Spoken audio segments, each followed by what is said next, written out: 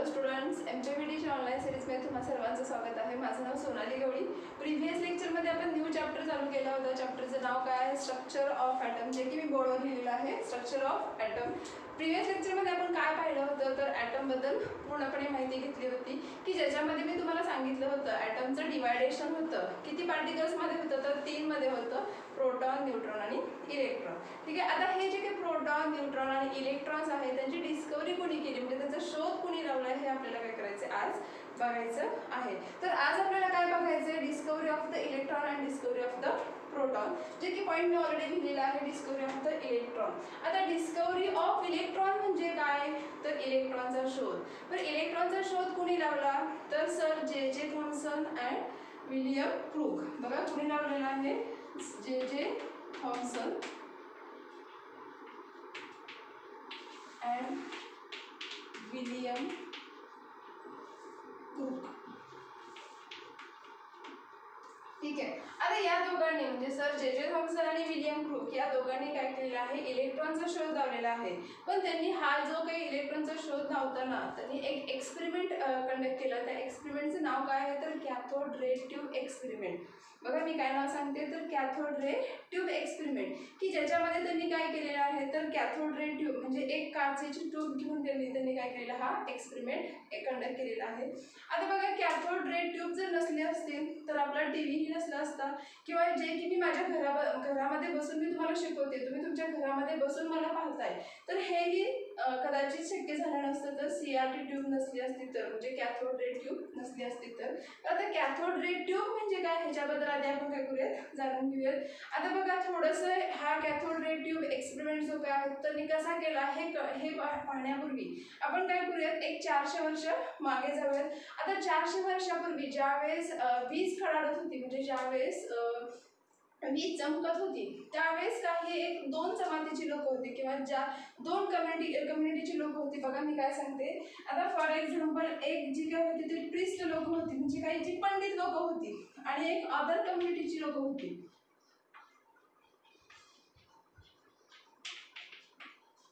आता बघा मी काय सांगते, तर फॉर एक्झाम्पल इथे मी ढग काढते, की ज्यावेळेस एक 400 वर्षापूर्वी काय व्हायचं, की ज्यावेळेस वीज चमकायची, त्यावेळेस ही जी काही प्रिस्ट कम्युनिटीची लोक होती, म्हणजे जी काही पंडित लोक होती, ती काय म्हणायची, की ही जी काही वीज चमकते ती कशामुळे चमकते, तर देव आपल्यावर नाराज आहे, किंवा देवाचा आपल्यावर कोप झालेला आहे म्हणून, किंवा ह्या सगळ्या गोष्टी होतात, तर तुम्ही मला काहीतरी द्या, किंवा हे सगळं मी थांबवतो, असं ती लोक म्हणायची.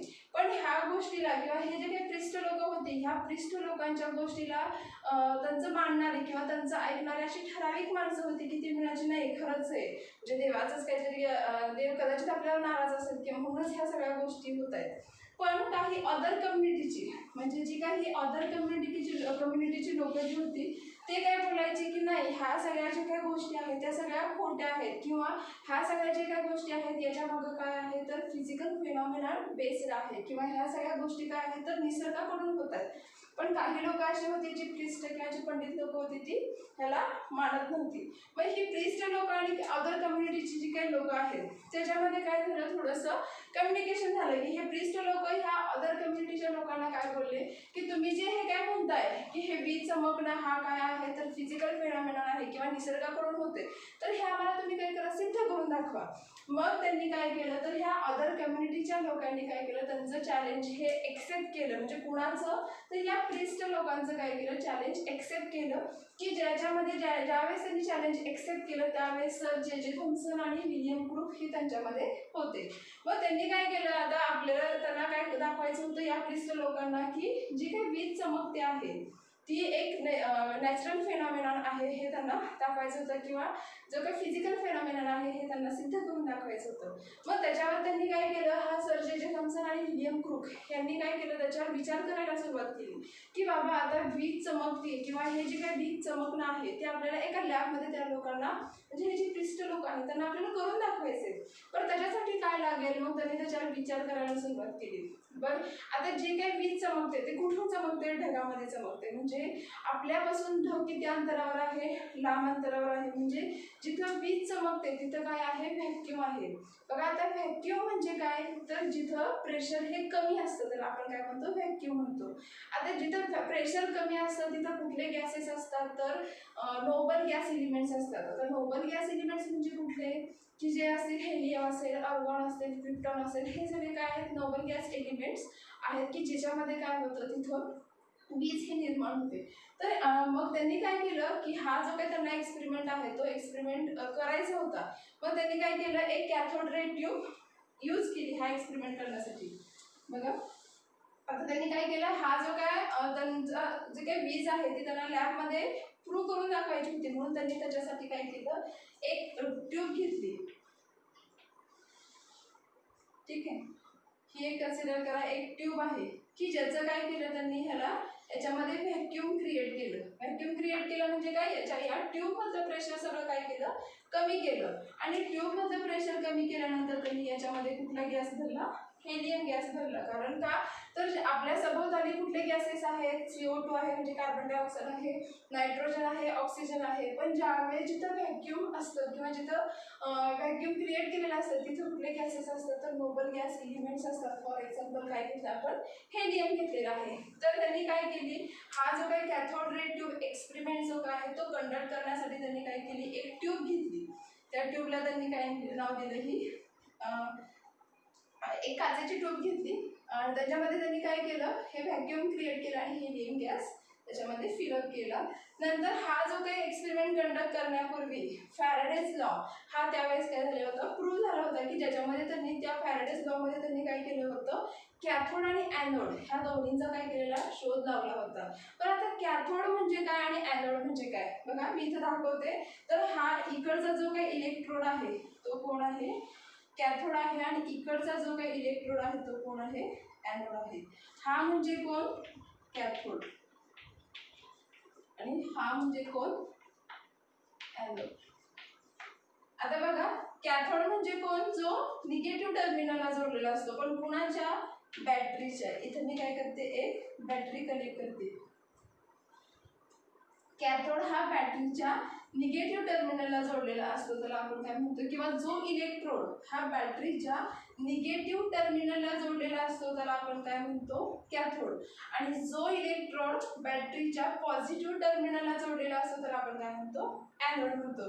बघा मी काय सांगते, the electrode which is connected to the battery, which is connected to the negative terminal of the battery which is known as the cathode, and the electrode which is connected to the positive terminal of the battery त्यालाच आपण काय म्हणतो, anode. ठीक आहे, anode आणि cathode clear झालं. तर ह्या दोघांचा यूज करून त्यांनी काय केलं, हा एक्सपेरिमेंट कंडक्ट केला. पण आता त्यांनी ही जी काही बॅटरी आहे ती बॅटरी काय केली, त्यांनी किती यूज केली, तर 10,000 व्होल्टची बॅटरी इथं काय केली. हे जे काही थॉम्सन आहेत आणि विलियम क्रूक्स आहेत यांनी काय केलं, 10,000 व्होल्टची इथं काय केली, बॅटरी यूज केली. बरं 10,000 व्होल्ट काय यूज केलं, कारण की त्यांना काय करायचं होतं, तर वीज निर्माण करून दाखवायची होती. पण ज्यावेळेस त्यांनी ही बॅटरी कनेक्ट केली तर त्यावेळेस त्यांना असं दिसलं की हे जे काय कॅथोड जी काय प्लेट आहे याच्यामधून काय झालं, रेज बाहेर पडले. ठीक आहे, म्हणजे जे की विजेसारखे चमकणारे होते. तर त्यांना त्यावेळेस त्यांनी काय केलं, त्या प्रिस्ट लोकांना या कॅथोड रे ट्यूबच्या सहाय्याने काय केलं, वीज निर्माण करून दाखवली. ठीक आहे, तर इथं हा प्रश्न क्लिअर झालेला आहे की बरं त्यांनी कॅथोड रे ट्यूब किंवा वीज निर्माण कशी केली. तर कॅथोड रे ट्यूबचा वापर करून त्यांनी काय केली, इथं वीज निर्माण केली. बरं आता हे फक्त त्यांना काय प्रूव्ह करून दाखवायचं होतं, त्या प्रिस्ट लोकांना दाखवायचं होतं की आम्ही लॅबमध्ये वीज निर्माण करू शकतो. बट आता हे तर झालं, त्यांनी वीज वगैरे निर्माण केली. पण याच्यानंतर पलीकडे त्यांनी विचार केला, पण बाबा आता आपण वीज तर निर्माण केलेली आहे, एक आहे कॅथोड मधून काय होतात, रेज बाहेर पडतात जे की विजेसारखे दिसतात. म्हणून त्यांनी काय केलं, वीज निर्माण दाखवली गेलेली. बट आता त्यांनी त्याच्यात विचार केला की बाबा हे जे काही रेज बाहेर पडलेले आहेत ते कुठून बाहेर पडले किंवा त्याचं नाव काय, त्याच्यावर चार्ज कोणता आहे, याच्यावर त्यांनी काय केला, या ट्यूबचा वापर करून त्याच्यावर डिटेल स्टडी केलेला आहे. त्यालाच आपण काय म्हणतो, properties of the cathode rays tube. जे की इथे मी कॅथोड रे ट्यूबची रिअल डायग्राम काढलेली आहे की ज्याच्यामध्ये हे जे काय इकडचा नॉब आहे तो कोण आहे, कॅथोड आहे. इकडं कोण आहे, ॲनोड आहे. इथे जी काय आहे ती बॅटरी आहे आणि इथं ही जी काय आहे डिस्चार्ज ट्यूब आहे की याच्यामध्ये त्यांनी व्हॅक्यूम क्रिएट करून त्याच्यामध्ये कुठला गॅस भरलेला आहे तर हेलियम गॅस फिलअप केलेला आहे. कुठला गॅस भरलेला याच्यामध्ये हेलियम गॅस भरलेला आहे. तर आपण काय करूयात नेक्स्ट ह्याच्यामध्ये बघूया. तुम्ही फक्त आधी एक डायग्राम ड्रॉ करून घ्या, मग आपण नेक्स्ट काय बघूया तर properties of cathode rays tube पाहूयात.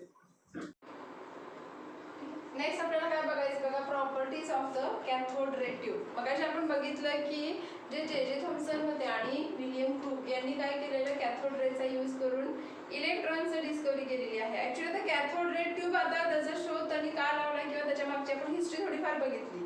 आता बघा आपल्याला काय बघायचं आहे, ही जी काय कॅथोड रे ट्यूब आहे की त्याच्यामधून या कॅथोड रे ट्यूब वरून त्यांनी काय केलेलं त्याच्यामध्ये जे काही पार्टिकल्स आहेत त्यांना इलेक्ट्रॉन हे नाव दिलं. आता कसं दिलं ते आपण पाहूयात बघा. आता ही एक कॅथोड रे ट्यूब आहे की ज्याच्यामध्ये हा जो कोण आहे तो कोण आहे, ही जी काही इलेक्ट्रोड आहे तो कोण आहे कॅथोड, हा जो इलेक्ट्रोड आहे तो कोण आहे ॲनोड आहे.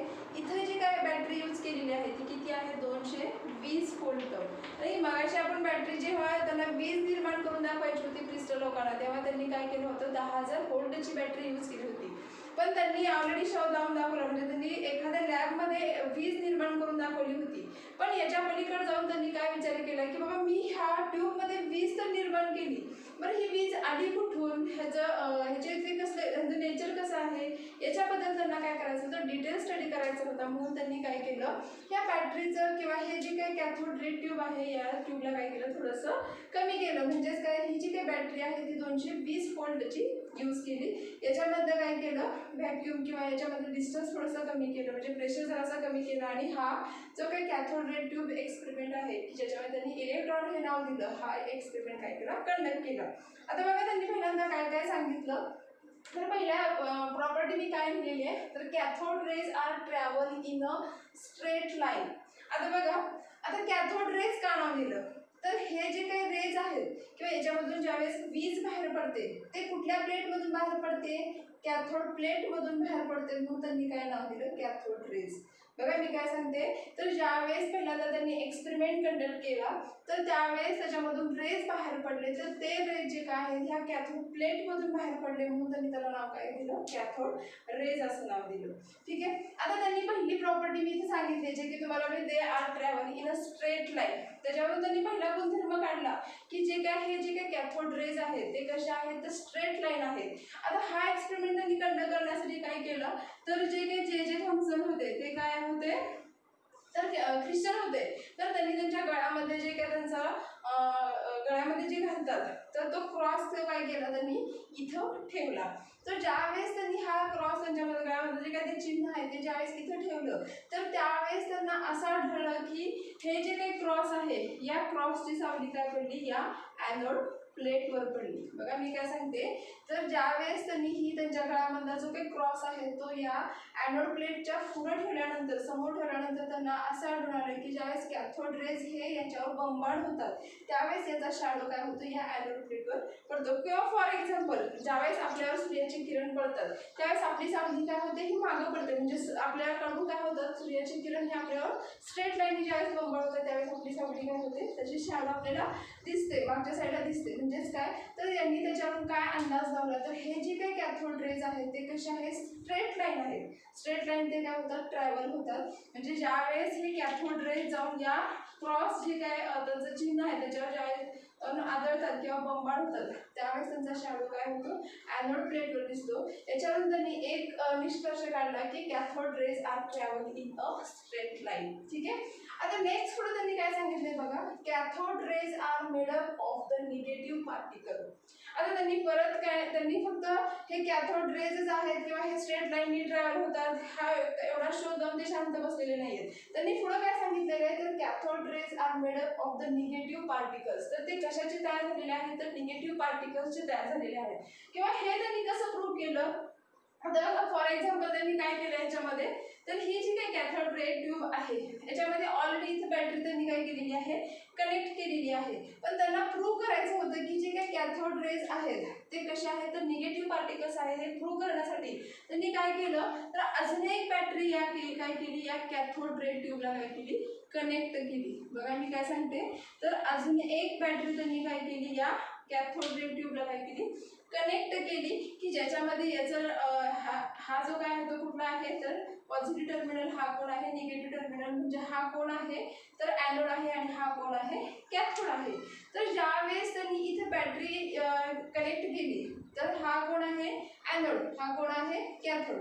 तर ज्यावेळेस इथे बॅटरी कनेक्ट केली तर कॅथोड रेज काय होतात तर इथून काय होणार आता कॅथोड रेज हे ट्रॅव्हल होतात, पण ज्यावेळेस ते स्ट्रेट ट्रॅव्हल होतात नंतर ते काय होतात तर ह्या निगेटिव्ह पॉझिटिव्ह टर्मिनलकडे काय होतात डिफ्लेक्ट होतात. म्हणजेच काय होतं जेव्हा ते स्ट्रेट ट्रॅव्हल होता होता कुणाकडे वळतात तर ह्या पॉझिटिव्ह टर्मिनलकडे डिफ्लेक्ट होतात किंवा पॉझिटिव्ह टर्मिनलकडे वळतात. याचा अर्थ इथे आपल्याला हे दिसतोय तर हा जेव्हा निगेटिव्ह रेज बाहेर पडतात किंवा कॅथोड रेज हे कसे आहेत तर निगेटिव्ह आहे, जेव्हा निगेटिव्ह रेज हे बाहेर पडतात ते कुणाकडे डिफ्लेक्ट होत आहेत पॉझिटिव्हकडे डिफ्लेक्ट होतात. म्हणजेच काय तर हा जो काय पॉझिटिव्हकडे डिफ्लेक्ट होते म्हणजे तो जे काही कॅथोड रेज आहेत ते कसे आहेत निगेटिव्ह आहेत. म्हणून त्यांनी दुसरा गुणधर्म काय सांगितला cathode rays are made up of the negative particles. बघा मी अजून एकदा सांगते, जेव्हा कॅथोड त्यांनी ही एक्स्ट्रा बॅटरी ज्यावेळेस त्याच्यामध्ये ऍड केली किंवा त्याला कनेक्ट केली तर त्यावेळेस त्यांना असं दिसून आलं की हे जे काही कॅथोड रेज जेव्हा स्ट्रेट लाईनने ट्रॅव्हल होत होते त्यावेळेस ते अचानक काय होतात पॉझिटिव्ह टर्मिनलकडे डिफ्लेक्ट होतात. तर ते पॉझिटिव्ह टर्मिनलकडे डिफ्लेक्ट होतात म्हणजे ते स्वतः कसे आहेत निगेटिव्ह पार्टिकल्स आहेत. म्हणून त्यांनी त्याच्यावरून काय सांगितलं तर cathode rays are made up of negative particles. ठीक आहे. आता नेक्स्ट पुढे त्यांनी काय सांगितलं बघा property cathode rays are deflected towards the magnet. आता हा एक्सपेरिमेंट त्यांनी काय केलं बघा, हा एक्सपेरिमेंट प्रूव्ह करण्यासाठी किंवा हे जे काही स्टेटमेंट आहे ते प्रूव्ह करण्यासाठी त्यांनी काय केलं तर इथे एक सी हॉर्स टाईपचं काय केलं मॅग्नेट काय केलं कनेक्ट केलं. आता बघा सी हॉर्स जे काय आहे ते म्हणजेच काय तर आपला जो काय घोडा असतो त्या घोड्याचे त्यांचे जे काही तळवे असतात त्याच्यामध्ये खाली काय असते की लोखंडाची चकती असते त्याच्यासारखं इथं काय केलं त्यांनी इथं मॅग्नेट काय केलं कनेक्ट केले. इथं पण एक मॅग्नेट काय केलं त्यांनी सी हॉर्स टाईप मॅग्नेट ठेवलं. ठीक आहे. तर हा आहे एन पोल आणि हा आहे एस पोल. तर मॅग्नेटमध्ये एन पोलकडून एस पोलकडे काय होत असते मॅग्नेटिक फील्ड ही ट्रॅव्हल होत असते. तर याच्यामध्ये बघा ह्यांची जी काही डायरेक्शन आहे ती कशी असणार आहे व्हर्टिकल असणार आहे.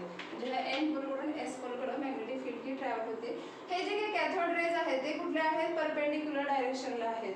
म्हणजे ज्यावेळेस कॅथोड रेज या मॅग्नेटिक फील्डच्या थ्रू ट्रॅव्हल होतात त्यावेळेस ते काय होतात डिफ्लेक्ट होतात म्हणजे काय जर समजा हे कॅथोड रेज या परपेंडिक्युलर डायरेक्शनला झालेत हे यांची जी काही मॅग्नेटिक फील्ड आहे ती कुठल्या आहे व्हर्टिकल डायरेक्शनला आहे. तर ज्यावेळेस यांच्या थ्रू जातात ते म्हणजे मॅग्नेटिक फील्डच्या थ्रू जातात तर ते स्ट्रेट न जाता सरळ न जाता ते काय होतात डिफ्लेक्ट होतात झेड ॲक्सिसला. म्हणजे ते तुमच्याकडे येऊन काय होतात डिफ्लेक्ट होतात. बघा मी इथे अजून एकदा सांगते, समजा ही कन्सिडर करा ही वाय ॲक्सिस आहे. वाय ॲक्सिस म्हणजे कोण ही मॅग्नेटिक फील्ड आणि हा एक्स ॲक्सिस म्हणजे कोण कॅथोड रेज.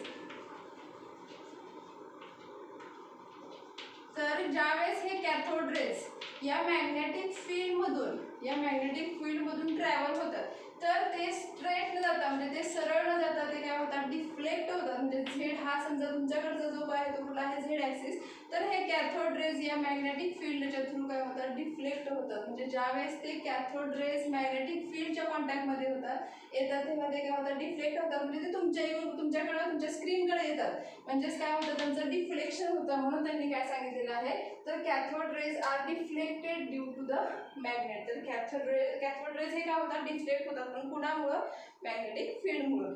आता इथे बघा कॅथोड रेज काय होतात या मॅग्नेटिक फील्डमध्ये ज्यावेळेस मॅग्नेटिक फील्डच्या थ्रू ट्रॅव्हल होतं त्यावेळेस त्यांचं काय होतं डिफ्लेक्शन होतं. म्हणजेच काय तर हे जे काही कॅथोड रेज आहे ते कुठल्या फॉर्ममध्ये आहे तर पार्टिकल्सच्या फॉर्ममध्ये आहे हे त्यांच्या लक्षात आलं. कारण की ज्यावेळेस पार्टिकलच्या फॉर्ममध्ये असतं तेव्हा त्यांचं काय होतं डिफ्लेक्शन होतं. आणि हे जे काही हे पार्टिकल्स आहे त्यांच्यावर चार्ज कुठला आहे निगेटिव्ह चार्ज आहे किंवा या कॅथोड रेजवर चार्ज कुठला आहे निगेटिव्ह चार्ज आहे म्हणून त्यांनी याला काय नाव दिलं इलेक्ट्रॉन असं नाव दिलं. नेक्स्ट पुढे काय त्यांनी सांगितले बघा cathode rays show the heating effect. आता बघा त्यांनी पुढे काय सांगितलंय cathode rays show heating effect.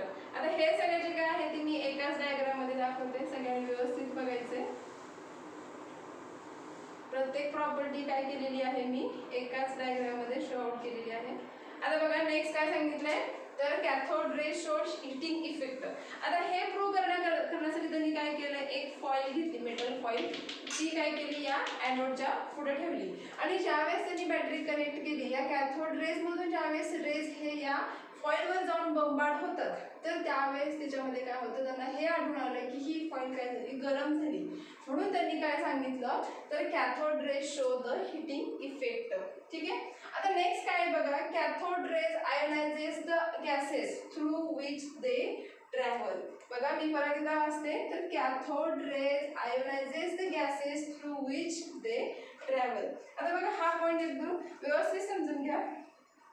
आता जे हे कॅथोड रेज आहे तर त्याला काय नाव दिलं, इलेक्ट्रॉन. ठीक आहे. आता इथे मी काय करते, इलेक्ट्रॉन दाखवते. हे सगळे काय आहे तर इलेक्ट्रॉन्स बाहेर पडतात त्याच्यामधून. ठीक आहे. आता हे इलेक्ट्रॉन्स आहेत म्हणजे ह्यांची वेलोसिटी कशी आहे, जास्त आहे. आता कुठलेही इलेक्ट्रॉन्स असतात त्यांची वेलोसिटी कशी असते, जास्त असते. आता इथं मी काय सांगितलंय, कॅथोड रेज किंवा इथे काय लिहिलेलं आहे, cathode rays ionizes the gases through which they travel. Ionization म्हणजे काय तर जे काही इलेक्ट्रॉन्स आहेत त्यांची संख्या वाढणं, तर आपण काय म्हणतो आयोनायझेशन. तर ज्यावेळेस हे कॅथोड रेज हा जो काही सगळा गॅस आहे, हेलियमचा गॅस, याच्यामधून ज्यावेळेस ट्रॅव्हल होतात त्यावेळेस त्या इलेक्ट्रॉनचं आयोनायझेशन होतं म्हणजे त्यांची संख्या वाढते. आता बघा संख्या कशी वाढते, आता हे जे काही इलेक्ट्रॉन्स आहेत, आता ह्याच्यामध्ये कोण आहे, हेलियम आहे.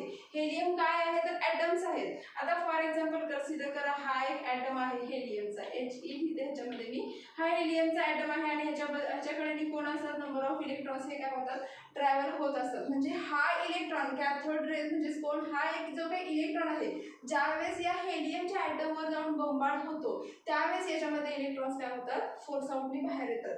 म्हणजेच काय तर हा जो काही इलेक्ट्रॉन आहे याची व्हेलॉसिटी कशी आहे, जास्त आहे. ज्यावेळेस या ॲटमवर जाऊन ते काय होतात, आदळतात त्यावेळेस त्याच्यामध्ये इलेक्ट्रॉन्स काय होतात, बाहेर पडतात. किंवा कन्सिडर करा एक साधं सोपं उदाहरण आहे, जर समजा बंदुकीची गोळी, त्याचा आकार अगदी लहान असतो पण ज्यावेळेस तुम्ही त्याला काय करता, शूट आउट करता, म्हणजे ज्यावेळेस तुम्ही त्याच्यावर त्याची व्हेलॉसिटी जास्त असते म्हणून तो पुढच्या जर समजा एखाद्या माणसावर ते शूट आउट केलं तर तो माणूस काय होतो, एक्सपायर होतो. याचा अर्थ काय आहे की त्या बंदुकीची गोळीचं मास कमी आहे पण त्याची व्हेलॉसिटी कशी आहे, जास्त आहे. तर इथं पण तसंच आहे, इलेक्ट्रॉन जे काय आहे ह्यांचं मास कमी आहे पण ह्यांची व्हेलॉसिटी कशी आहे, जास्त आहे. ज्यावेळेस हे इलेक्ट्रॉन्स या ॲटम्सवर जाऊन काय होतात, बंबार्ड होतात त्यावेळेस त्याच्यामध्ये इलेक्ट्रॉन्स हे काय होतात, बाहेर पडतात. म्हणजे ह्या इलेक्ट्रॉन्सची व्हेलॉसिटी आयोनायझेशन होतं काय होते या, म्हणजेच काय तर ह्या इलेक्ट्रॉनचं आयोनायझेशन काय होतं या ट्यूबमध्ये होते. तर म्हणून त्यांनी काय सांगितलेलं आहे, cathode rays ionizes the gases through which they travel. ठीक आहे. तर हे झाल्या सगळ्या properties of the cathode rays. आता हे पण काय करायचं, तुम्ही हे सगळं व्हॉट्सअपला माझ्या पाठवायचंय, व्यवस्थित अभ्यास करायचा. हा जो काही आजचा शिकवलेला आहे मी ते व्यवस्थित बघायचे आणि आजचं लेक्चर मी इथेच थांबवते. Thank you so much.